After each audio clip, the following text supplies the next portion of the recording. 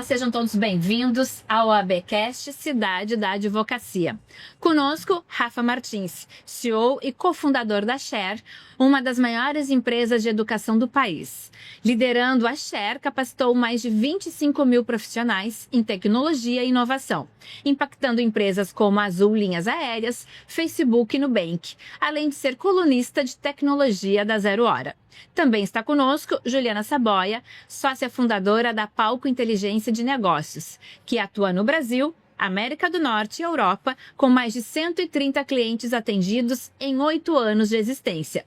Consultora associada da PUC-RS e mestre em administração. Sejam bem-vindos. Obrigado pelo convite. Juliana, a inteligência artificial já faz parte da rotina de muitas organizações. Na sua visão, como profissionais e empresas podem utilizá-la estrategicamente, sem perder o diferencial humano e a capacidade de inovação? Então, essa é uma pergunta muito boa de ser respondida, porque a gente precisa olhar para a IA como uma ferramenta que vai nos auxiliar e entender em que etapas do processo ela vai entrar no nosso negócio. Ela vai sim diminuir o tempo de execução de tarefas, ela vai facilitar, ela vai nos trazer mais formas diferentes de fazer coisas, mas tem um fator que é o fator humano que a gente não pode distanciar dos negócios. Quando a gente fala em serviço, esse contato humano é o que torna o grande de fazer o que a gente faz. Então, usar a IA, ela sim é algo que a gente não vai fugir, não tem como, ela veio para ficar, ela não é como o metaverso, que na época do metaverso se falava, será que vai dar, será que não vai dar? Não, a IA já está entre nós, ela já faz parte, mas ela entra, no meu ponto de vista, e assim como ela entrou dentro do nosso negócio, como algo que faz parte do processo. Então, ela vai facilitar o meu dia a dia, ela vai fazer com que sobre tempo para eu fazer o que importa, que nesse caso é estar junto com o cliente. É um café mais demorado, é um pouco mais de conversa, é tempo para visitar o meu cliente, para conhecer melhor a operação, porque sobre o meu ponto de vista, o que a gente vai ter no futuro, e na realidade já tem agora, mas pensando um pouco em futuro, é cada vez a necessidade de contato humano, e isso se torna um diferencial dentro dos negócios. O mercado está mudando em uma velocidade sem precedentes. Quais competências você considera indispensáveis para que os profissionais permaneçam relevantes nos próximos anos? Então, assim, acho que vai depender um pouco de qual mercado, mas eu entendo que resiliência é algo extremamente necessário. E quando a gente olha para o mercado gaúcho, se torna algo bem importante quando a gente vive questões de mudanças climáticas, mudanças tecnológicas como um todo. A resiliência não é uma competência nova, mas a gente às vezes não entende o que significa ela. A empatia é um outro fator importante, então conseguir compreender o outro.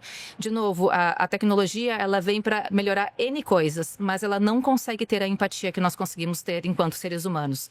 Então, independente do negócio, tu ser resiliente, principalmente para quem empreende, porque os altos e baixos vão fazer parte, e as mudanças vão surgir, a gente vai ter que se adaptar a essas mudanças que surgiram, e depois a empatia, a capacidade de se conectar com outras pessoas, a capacidade de olhar no olho do outro e entender, para poder fazer uma entrega melhor. E Rafa, depois de capacitar milhares de profissionais, e trabalhar em grandes empresas, qual é a principal característica que diferencia quem consegue acompanhar as mudanças de quem acaba ficando para trás? Eu acho que a gente teve que refazer a nossa rotina considerando que estudar não é uma coisa que tem fim, né? Acho que por um tempo a gente foi orientado que tu faz lá primeiro grau, segundo grau, faculdade, pós, um MBA e acabou, né? E tu estuda mais em períodos mais longos, né? Agora a gente precisa botar isso como academia, tem que fazer 2 vezes por semana, 3 vezes por semana, porque o mercado muda muito rápido e o que a gente viu e vem vendo cada vez mais, como o nosso professor Dado Schneider nos ensinou, que tudo sempre muda, mas o que mudou agora foi a velocidade das mudanças. Então mudou logo no nosso tempo. Bem na nossa vez, né? Bem na nossa vez. Tem que fazer a mãozinha, bem na minha vez. Então eu acho que a gente vem entendendo que tudo tá mudando muito rápido e o risco da gente não acompanhar isso é que a gente vai ficar obsoleto num momento que a gente nem vai perceber, né? Então, tu vai mandar um orçamento, tu vai participar de uma concorrência que tu vai ver que quem tá ali tentando, né, também aquele projeto faz muito mais rápido que tu, faz muito muito melhor que tu, às vezes cobra até menos e tem um gasto menor, então acho que não virou mais um diferencial, mas sim uma coisa de...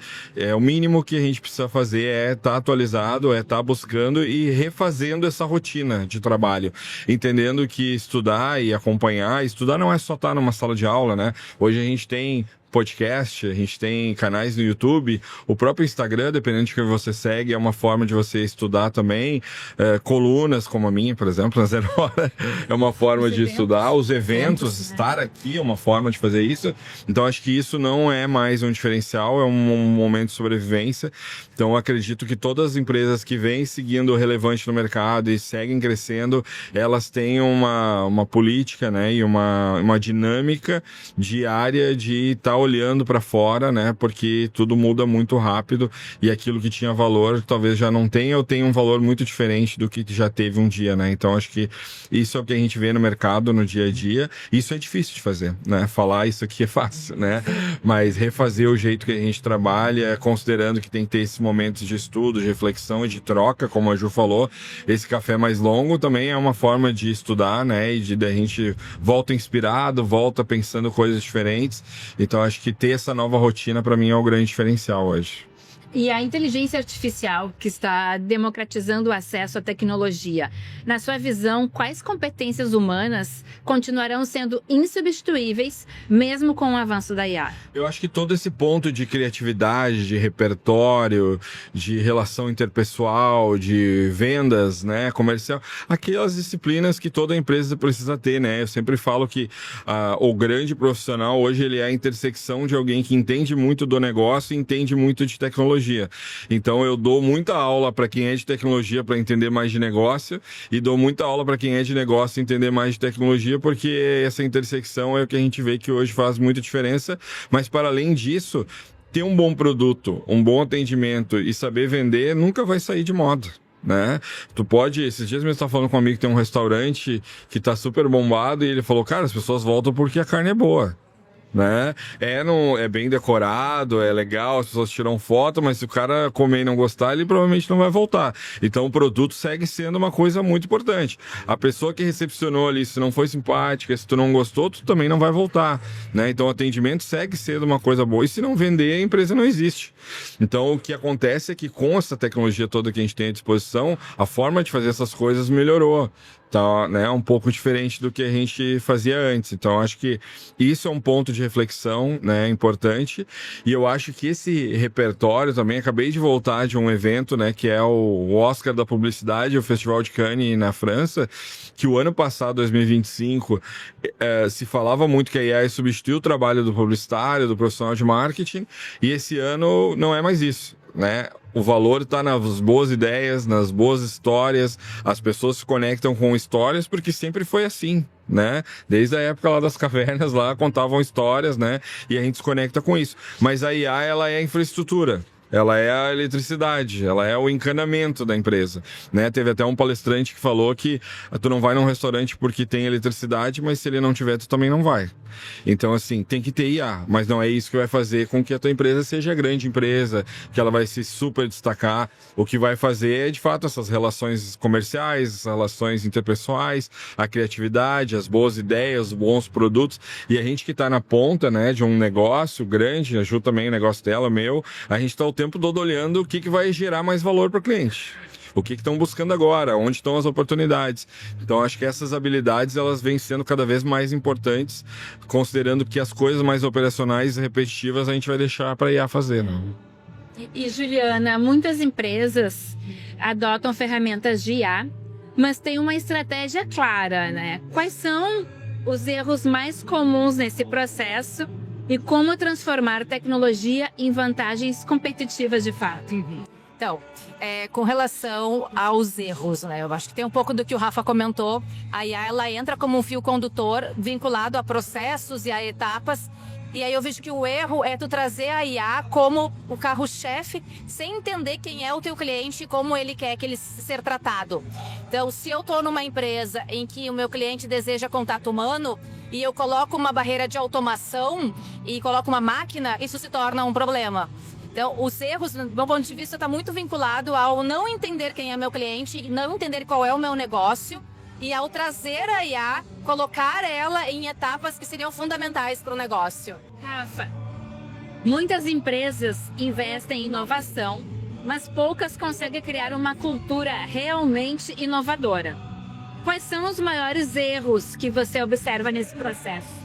Eu acho que muitas vezes a gente usa a ferramenta como entretenimento, né? Como eu falei na palestra ali, né? Tu usa o ChatGPT para fazer uma imagem, para fazer um vídeo, mas tu tem um pouco de dificuldade de entender como aquilo entra no teu fluxo de trabalho, né? Então acho que as empresas que usam bem tecnologia, elas entendem que aquilo é algo que vai impulsionar o trabalho das pessoas, impulsionar o trabalho das empresas, e elas precisam, a partir daí, criar políticas de uso, política de acesso aos dados que tem dos clientes da empresa. Então, de fato, refazendo não só a forma que as pessoas trabalham, que é o ponto inicial, mas revendo a forma como ela gera valor para o cliente e muitas vezes até revendo o próprio modelo de negócio, né? Considerando tudo que a gente tem à disposição hoje. Juliana, com a automação assumindo tarefas repetitivas, quais habilidades humanas tendem a ganhar mais valor nas áreas como liderança, gestão e tomada de decisão? Eu acho que a gente retoma a questão da empatia, esse contato humano constante, olhar para o outro. A criatividade é algo fundamental, independente da área que a gente esteja falando. Quando a gente fala em gestão e liderança, o líder também tem que ser criativo, porque o ser humano ele é muito diverso. Então eu vou ter pessoas no time que vão ter necessidades diferentes e eu preciso fazer essa adaptação. Então, trazer a empatia, relacionamento interpessoal, criatividade, que são coisas nossas, ainda bem que são nossas, que só a gente estaria completamente descartado, se torna um diferencial. Rafa, se você pudesse dar apenas um conselho para os profissionais que querem se manter relevantes nos próximos 10 anos, qual seria? Uma coisa que eu falei na palestra, né? Seja learning builder, que é estudar e fazer, estudar e fazer. Porque as ferramentas de IA, que é a minha fonte de trabalho, tu só entende o que ela pode agregar se tu usar ela. Se tu fuçar ali e fazer. E elas foram feitas para te aprender a usar sozinha. Elas são intuitivas. É um chat que tu conversa com ela. Então, se tu não sabe fazer um agente de IA, pergunta para ela como é que faz e ela vai te ensinar como é que faz.